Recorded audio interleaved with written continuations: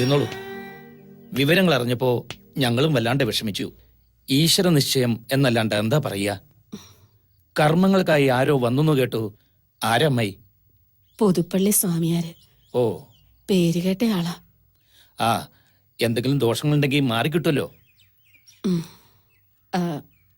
മോളില് മുറി ശരിയാക്കിയിട്ടുണ്ട്. കുളിച്ചു വന്നോളൂ. ആ, ഊണ് കാലായിട്ടുണ്ട്. ശ്രീജേ. എന്താ അമ്മായി?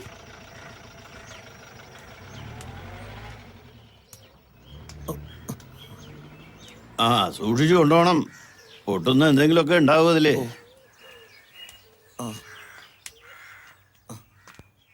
നമസ്കാരം. ആ, അങ്ങോട്ട് ഇരിക്കുക.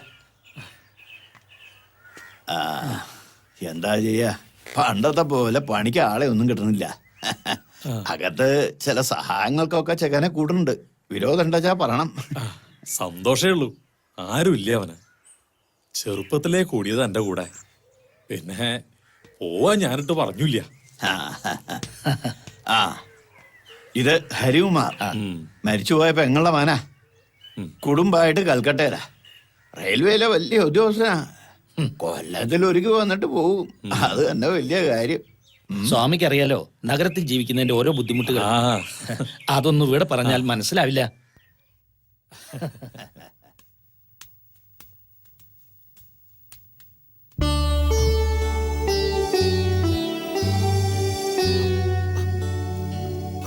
ഒന്ന് നിന്നേ.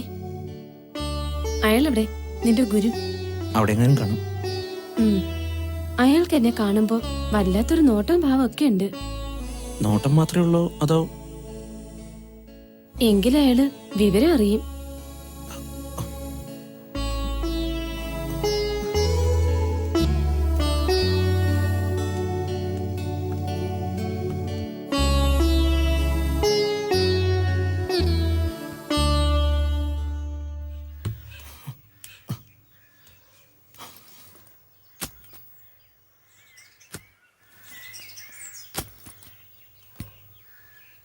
നീ ഇവിടെ പണിക്ക് വന്ന ചെക്കനാണോ? അല്ല, നമ്പൂരി അദ്ദേഹം പറഞ്ഞുകൊണ്ട് സഹായത്തിന് വന്നതാ. ഇനി എന്തെങ്കിലും അറിയണോ മാഡത്തിന്? ഓ വേണ്ട, പൊക്കോ നീ.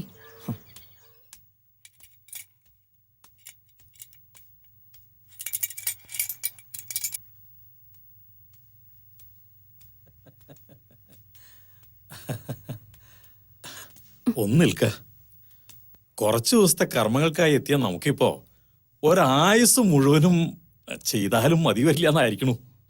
ഉണ്ണിമായ്ക്ക് മനസ്സിലാവണ്ടോ?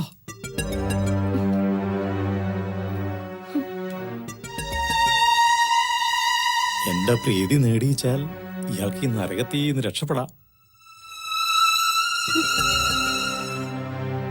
കവടി അങ്ങോട്ട് നിർത്തിയിട്ട് നിന്നെ ഈ തറവാട്ടിൽ നിർത്തിയ ദോഷാണെന്ന് നാം പറയാം. അപ്പോ സ്വന്തം തറവാട്ടിലേക്ക് അങ്ങോട്ട് വിടും. നാം അവിടെ വന്ന് രഹസ്യമായിട്ട് ഒരു പുടവ തരികയും ചെയ്യാം. ഇല്ലാച്ചാൽ വിധവയുടെ ദോഷങ്ങളൊക്കെ അറിയാലോ അല്ലേ?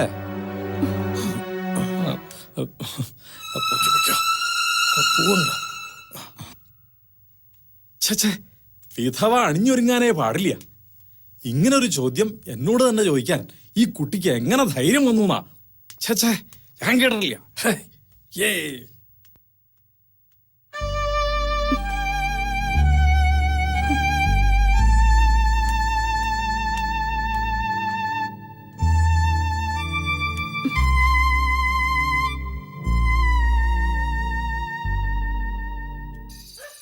സ്വാമി, എനിക്ക് ഈ പൂജയിലൊന്നും വലിയ വിശ്വാസമൊന്നുമില്ല. പക്ഷെ എന്റെ ഭാര്യ ശ്രീകുട്ടിക്ക് ഭയങ്കര വിശ്വാസ. അല്ല, സ്വാമിക്ക് ഇത് ബുദ്ധിമുട്ടായോ? സ്വാമിക്ക് ഇതൊന്നൊരു ബുദ്ധിമുട്ടല്ല. പിന്നെ സ്വാമിയെ ബുദ്ധിമുട്ടിക്കുന്നവരെ സ്വാമി ബുദ്ധിമുട്ടിക്കും. അല്ല, കഴിക്കാത്ത ആളാണെങ്കിൽ ബുദ്ധിമുട്ടിക്കണ്ടല്ലോ എന്ന് വിചാരിച്ചിട്ടാ. ഒന്നൊരു ബുദ്ധിമുട്ടല്ല സ്വാമിക്ക്. കണ്ടപ്പോ തോന്നിയിരുന്നേ. അല്ല, ഇവൻ ഇതൊക്കെ, അതെ, ഇവൻ ചെറുപ്പമല്ലേ. നമ്മളിങ്ങനെ ഒക്കെ അവനറിയാം. നമ്മളൊക്കെ അധ്വാനിച്ച് ജീവിക്കുന്നവരല്ലേ. സ്വാമി നമുക്ക് വെളുക്കുന്നവരെ സംസാരിക്കാം. അതാണ് അതിന്റെ രീതി. ഈ ചേട്ടനെ കൊണ്ട് തോറ്റു. ആ. ഹരിയേട്ടാ, ഹരിയേട്ടാ ഒന്നിങ്ങ് വന്നേ. ഏ? ഹരിയേട്ടൻ വന്നേ. നീ പൊയ്ക്കോ, ഞാൻ വരാം. മതീന്ന്. ആ സ്വാമി, ശ്രീകുട്ടി വിളിക്കുന്നു, ഞാൻ പോയിട്ട് വരാം.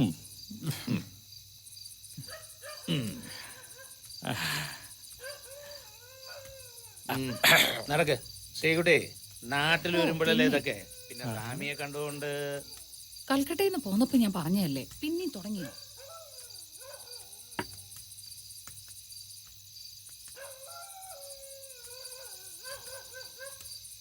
നീ എന്താ നോക്കിയിരിക്കുന്നത്? കുപ്പിയെടുത്ത് ഒഴിക്കടാ.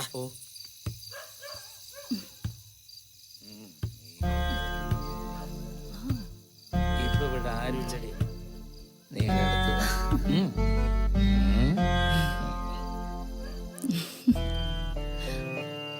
ഉം.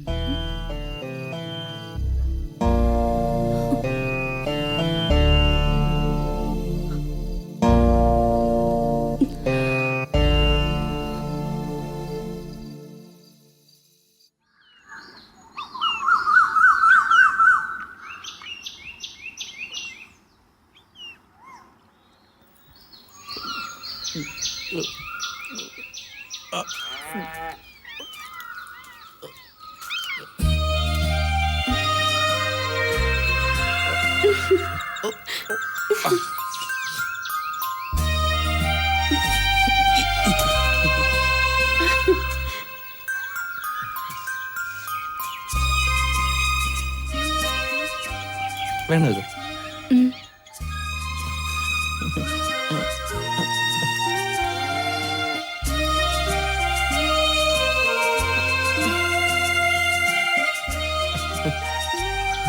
ഉണ്ണിമായേ, എവിടെയാ കുട്ടി? ഉണ്ണിമായേ,